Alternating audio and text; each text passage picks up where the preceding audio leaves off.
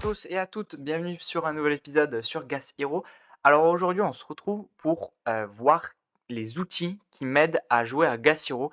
Et là, vous allez me dire, des outils pour jouer à Gas Hero, mais t'as pas besoin d'outils, normalement, tu as tout sur le jeu, tout va bien dans le meilleur des mondes. Et en fait, non. Pour essayer de jouer intelligemment, pour essayer de ne pas perdre d'argent, pour voir, suivre ses comptes et savoir ce qui est plus rentable à farmer, faut faire des petits calculs et tout ça. Et du coup, on va utiliser Excel ou LibreOffice ou ce que vous voulez, un tableur. Puis ensuite, on va aller voir. Si je vous parlais de Black Saphir, je vous disais, ouais, il a des stats intéressantes et tout, il a une grosse défense et tout, il a une bonne vie et tout. Ouais, mais comment moi je sais ça? Eh bien, en fait, il y a un classement des lettres sur Gaciro. En fait, les statistiques, elles vont être évaluées selon des lettres. Et le classement des lettres, ça se fait avec 6 lettres, il me semble. Hem, la plus for du moins la si la statistique est, à son mieux du mieux, parce qu'on sait que Black Saphir, OK, il a une belle défense, mais selon les Black Saphir, la défense diverge, n'est pas la même. Et pour, savoir le classement des lettres, en fait, ça fait S, A, B, C, D et E. Et S, c'est le plus fort. Lui, je pense qu'il doit être S en défense, vous voyez? Et c'est important de miser, par exemple, vu que lui, ça booste la défense et autant, prendre une bonne défense en S. Et ça, comment on va le voir? Et ben en fait, on va se rendre sur le deuxième outil que je vais vous présenter aujourd'hui, qui est Moar. Et là, vous allez me dire: «Mais attends, mais Moar, pourquoi Moar? Une simple plateforme d'échange de NFT permet de faire ça?» Eh bien oui, parce que en fait, vu que le personnage est un NFT, on va pouvoir voir ses caractéristiques, ses, statistiques. Puis aussi, on va pouvoir voir aussi le volume d'échange, par exemple. OK, est-ce que si je mets, voilà, on va regarder, heu, on va prendre un cas spécifique, par exemple, j'ai un perso level 20 que je veux vendre. Est-ce que ça se vend beaucoup? Est-ce que ça sert à quelque chose que je le vende? OK, j'adore, j'ai plus de connexion. Ça me dit que j'ai plus de connexion, j'adore. Est-ce que, ça se vend bien ou pas? Est-ce que, je garde mon breed, j'adore, putain, mais j'ai plus de co? D'accord. Est-ce que je garde mon breed 0, level 10, je le vends ou pas? Combien j'ai de skills sur mon héros qui sont débloqués? Et ça va influer sur le prix aussi. Ça, on peut aller le voir sur Moa, en fait. On va pouvoir voir qu'est-ce qui a été vendu, à quel prix et ça, c'est plutôt sympathique. Tout d'abord, on va se rendre sur, Excel parce que, par exemple, là, on va prendre, moi, je fais avec le Easy 5. En statistique, vous allez voir, je vais prendre 36 à peu près en moyenne. Je tape, vraiment très souvent plus que 36, mais on va prendre 36 comme moyenne de reward. Ici, je tape très souvent du 9. On va prendre 8,8, comme ça sera équitable. Ici, 8,8 aussi pour les Powercan, c'est pareil. Et ici, j'étais sur, très souvent du 14, presque tout le temps, des fois du 15, mais on va prendre 13,5, c'est à peu près c'est au milieu. Ça sera totalement égal. J'aimerais voir les prix, mais ma connexion a décidé de dire non. Ah si, c'est bon. Alors, on va aller rentrer en fait sur Excel, parce que j'ai déjà préparé un petit tableau tout simple, je vais l'expliquer. Ici, on va avoir, 58 GMT les fragments PET parce que vaut mieux pas les vendre en PET, c'est moins cher. Ensuite, on va prendre les, weapon fragments qui sont actuellement à 163. On regarde quand même que les prix bondissent pas. Bon, 168, bon ouais, on va prendre 163. Les hero potions, hop, par coup de 100. Tac, 238 et les power can, mais moi dans le tableau Excel, c'est par coup de 40 et 95. Bon, au pire, on y reviendra et on va se rendre sur le tableau Excel pour, vous expliquer comment on peut utiliser Excel comme un petit outil. Là, du coup, on est sur Excel, très simple, on fait un tableau, on essaie d'ordonner. Ici, on met toutes les catégories. Ici, on met ce qu'on gagne par combat. Ici, on met par combien de stacks, du moins, ici, on peut le vendre par 40 et après le reste, c'est par 100. Ici, le nombre d'énergie pour faire un slot, ça va dépendre de ces 2-là, en fait. Hop et ensuite, le prix, ça influe pas, pour l'instant, il y a pas de calcul. Là, pour l'instant, le seul calcul, c'est, ça divisé par ça, pour l'instant. Ça va vous donner, regardez là, pour les pets, voilà, on est à peine à 3 combats, quoi, pour, réussir à faire un slot, pour, un slot vendable. Puis ensuite, on va faire la rentabilité par combat par GMT. Du coup, on va prendre le nombre d'énergie pour faire un slot qu'il nous faut et divisé par attendez, le prix en GMT divisé par, le nombre de combats qu'il faut faire pour avoir un slot et ça nous donne un résultat. Là, on a vu que c'était 238, on va modifier 238, tac, hop, actuellement et ensuite j'ai fait vendu par marketplace, très simple. On divise par 1,06 pour appliquer les 6 de la marketplace.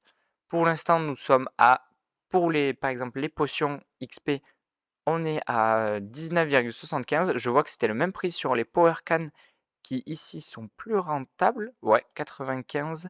OK, là c'est un peu plus rentable sur l'XP.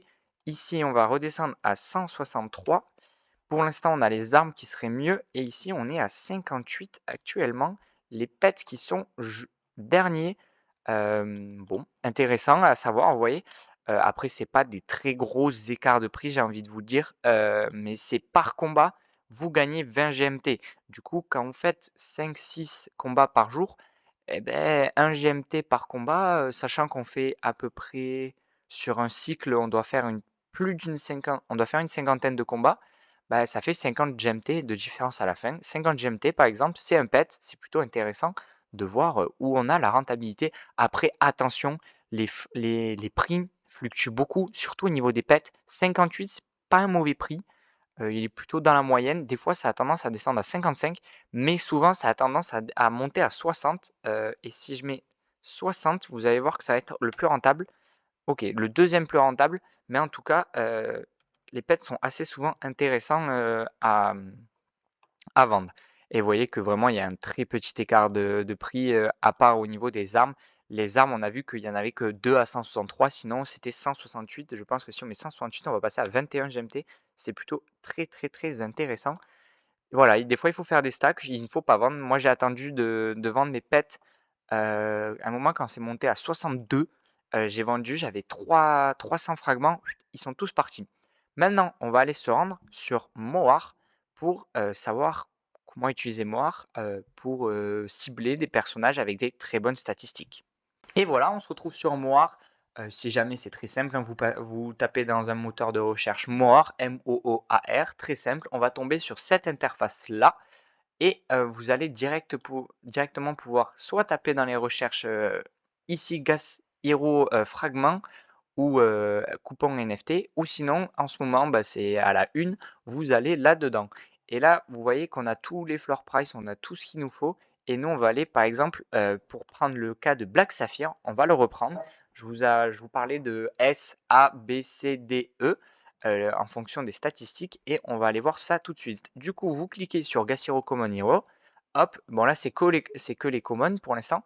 Hem Ensuite, honnêtement, bah, voilà, vous avez les raretés juste ici. On voit que le floor price est là et vous voyez en fait, les statistiques, que je vous parlais. Vous voyez que lui a aucun S, c'est plutôt dommage et on vous dit toutes les informations que ici, c'est son temps de breed, dans combien de temps il pourra rebreed. Hero IQ The Bottom, honnêtement, je ne sais pas ce que c'est, je vais me renseigner, c'est très intéressant et on voit un peu, bah, comment il est réparti. Vous voyez que E, c'est le pire, c'est je vous rappelle, c'est A, B, C, D, E, S, A, B, C, D, E et vous voyez que lui, il est plutôt dans la fourchette très basse. Vous voyez que attaque, on va de 121,8 à 138,9 et si par exemple, on veut chercher, par exemple, on peut filtrer par rapport à des héros et on va taper Black Saphir, hop, et on va aller là et les Black Saphir, on sait que c'est la défense qui est leur avantage. Alors, hop, et vous pouvez voir aussi les skills qu'ils ont. Là, on voit il avait 0 skill, lui, il en a 2 par exemple, c'est d'ailleurs très, très bien. Au niveau de la défense, il est un peu nul quand même. Vous voyez qu'on est, sur un max de 124,2. 124, c'est assez rare, honnêtement, j'en vois pas souvent et on va voir le Black Saphir, on voit les FP et c'est comme ça que vous pourrez lister. Si jamais vous faites un héros, vous bridez un héros, un Black Saphir et genre en défense, il a, un 123, vous n'allez pas le mettre au FP. Regardez au FP, on n'a aucun, héros qui dépasse les 115. Hop, on va aller regarder. Vous voyez là, on n'y est toujours pas. On a gagné déjà 5 GMT de plus, 6 GMT de plus que le floor price. C'est plutôt intéressant. C'est pas beaucoup, mais je trouve que ça a un peu son impact. Après, on peut voir que voilà, en défense, il est très fort. En attaque, il est très fort. S, il est presque au max, lui. S au niveau de la vie, c'est incroyable. 2153, c'est vraiment très, très, très joli. Là, je pense qu'on a un bon Black Saphir B. OK, 120, c'est pas dégueu, dégueu. Hop, ici, vous voyez, B 121, ça c'est intéressant, mais il a pas beaucoup de vie, vous regardez. Hop, reviens là, s'il te plaît. Tac, vous voyez qu'au niveau de la vie, c'est pas foufou, foufou. Hop, on va descendre, on va descendre. Lui est plutôt c'est l'un des meilleurs si on regarde, si on mixe tout, je dirais 121. 118D. Ouais, lui est pas trop mal. Lui est pas dégueu dégueu. Et après, on regarde en fonction des skills. Bon, là, il a qu'une skill alors qu'il est déjà level 10. C'est pas fifou, c'est pas fifou. On peut trouver mieux. Alors ça, je me demande si ça correspond pas. Le Hero IQ in the bottom, c'est à sa performance s'il est vraiment bon ou pas en fait. Je regarde. Ouais, vous voyez, lui, il a un plus petit cercle et il a un plus petit pourcentage. Intéressant. Ensuite, on va essayer de se trouver un Black Saphir là, vraiment une pépite là. Lui, il doit être pas mal. B. Voilà, 121, c'est plutôt pas mal. Mais il est considéré comme B, il n'est pas considéré comme au max. Mais bon, il est à 400 GMT. Après, il est bride 0. Hop. Mais en tout cas, après, vous pouvez ici, vous pouvez faire tous les réglages que vous voulez. Par exemple, là, on cherche des très bons Black Saphir au play. On va, on va faire une défense, on va dire, on veut chercher au moins 120 de défense. Hop, reviens là, s'il te plaît. Tac. Et voilà. Et là, on se chope tous les Black Saphir avec plus de 120 de défense. Et par exemple, on veut mixer avec une bonne vie, avec au moins 2080 de vie. Faut pas être trop gourmand avec les Black Saphir. Tac. Et là, on va voir qu'il n'y en a même pas en common. C'est plutôt très intéressant à savoir. Ça veut dire que vous avez un bon Black Saphir, vous pouvez le vendre un peu plus cher. Si les personnes qui cherchent des très bons héros qui optimisent tout, ils vous prendront ces héros.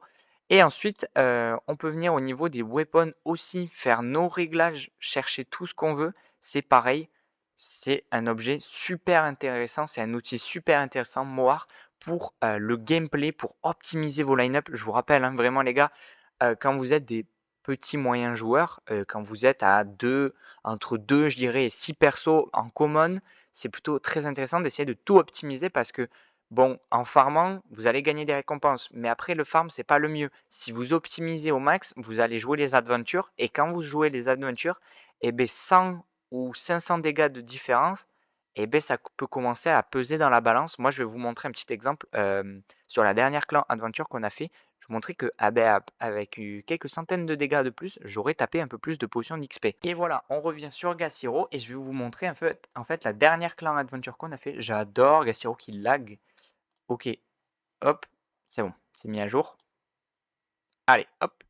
Vous voyez, la dernière, on a fait 70%, on fait du normal maintenant, nous. Et voilà. Vous voyez que moi, j'ai fait 130, j'ai fait 1320 dégâts et j'ai eu 37 potions XP. Et vous voyez qu'avec juste 200 dégâts supplémentaires, j'aurais fait quatrième et j'aurais tapé 60 potions XP. C'est quasiment le double. Du coup, c'est plutôt très intéressant d'optimiser nos teams. C'est le plus important. Moi, pour l'instant, je vais pas me plaindre. J'ai plutôt une team qui est pas dégueu dégueu. Vous voyez les Black Saphir, voilà, j'ai un 2100 en vie. C'est plutôt pas dégueu. J'ai presque un 122. Il est classé A. Il n'est pas classé B, il est au bord d'être B, mais il est classé A ici. Et ici, il est classé A aussi. C'est plutôt un Black Saphir plutôt très très très intéressant. Après, j'avoue que j'ai merdé totalement au niveau de mon Death End, parce qu'il a une vitesse nulle à chier. Mais j'ai un nouveau Death End qui me fait des brides, puisque oui, j'ai fait mon premier bride, les amis. Je l'ai en vidéo, peut-être je vous le passerai dans cette vidéo ou pas, ou on verra une prochaine fois. Avec ma télékinétique, j'ai fait lui avec lui, j'ai eu une télékinétique, nickel, ça me va très bien. Et là, j'ai un Death End qui est bien meilleur, qui a beaucoup plus de vitesse, mais qui a beaucoup moins d'attaque. Je vais pas vous mentir, j'ai très mal joué mon coup. Par contre, vous voyez que j'ai un très, très, très bon arc, actuellement sur lui. Vous voyez, c'est pour ça qu'il faut essayer d'optimiser au maximum. Peut-être que j'aurais optimisé lui, vous voyez, il aurait eu plus de vitesse, il aurait tapé un coup de plus, peut-être sur tout le combat et un coup de plus, et ben ça fait 100, ça fait 150 dégâts de plus et ça fait toute la différence. Vous voyez que ma Daily Nightshade, elle aussi, normalement, on peut en trouver à 315. Vous voyez que moi, elle est à peine à 300 et en vitesse, elle est à 93. Elle est pas elle est pas trop mal niveau vitesse, il y en a des meilleures si on regarde, hop, Daily Nightshade, hop, j'aurais pu aller sur Moire, mais je vais pas faire un je vais pas être difficile, vous voyez? 315 mais moins de vitesse. C'est un peu, le jeu de sniper la marketplace, de passer du temps sur le jeu et de connaître un peu le jeu, parce qu'à force, moi, je regarde plus trop, Moire.